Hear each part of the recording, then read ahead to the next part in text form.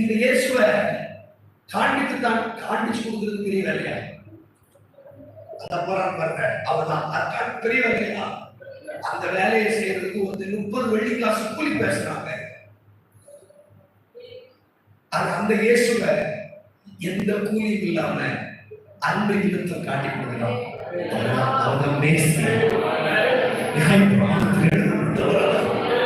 யாரும் சொல்லாம மனப்பூர்வமா செய்யலாம். ஆண்டவர் பார்த்தாரு, தன்னால முடிஞ்ச காலம், செழிப்புள்ள காலம், நல்ல ஊழியம் செய்யலாம். அவன் விசுவாசப்படுகிற ஒரு காலம் வரும். அப்போ அவனுக்கு நான் உதவியா இருப்பேன். விசுவாசிக்கிறவங்க கேட்கல.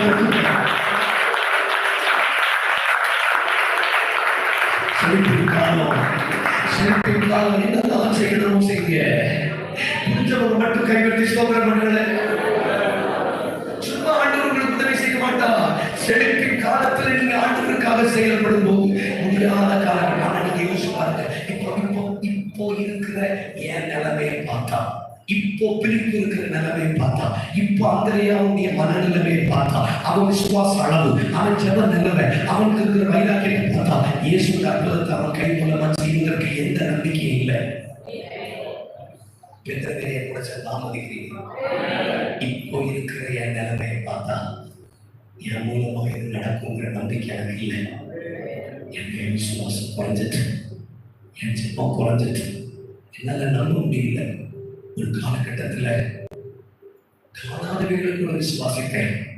அதை பஞ்ச அப்போ 2 மீன் பார்த்த பிறகு என்னால நம்ப முடியல. இப்படி ஒரு நிலைமையில பேச பிரச்சனை இல்லை, கண்ணை மூடுங்க, அவ்வளவுதான், நம்ம ஜெபிப்போம், அவ்வளவுதான். நான் சொல்றேன், நீங்க புரியுதா இல்லையா? அதாவது ஒரு காலகட்டத்துல காணாதவைகளை விசுவாசிச்சோம்.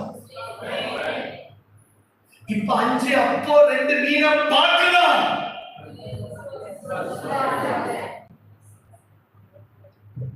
அவனுக்கு என்ன தோணும்னா, இனி என்ன அவர் கையில் எடுத்து பயன்படுத்துவாருங்கிற நம்பிக்கை எனக்கு இல்லை.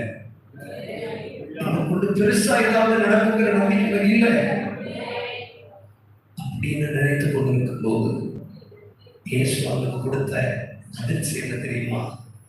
உன்னை கொண்டு தொடங்கினத உனக்கு நினைச்சீங்க. ஏன்னா இன்னைக்கு பலவீனப்பட்டிருக்கலாம், இன்னைக்கு ஜெபிக்க முடியாம போயிருக்கலாம். எனக்கு என் பழைய அந்த கண்ண மூடுங்க.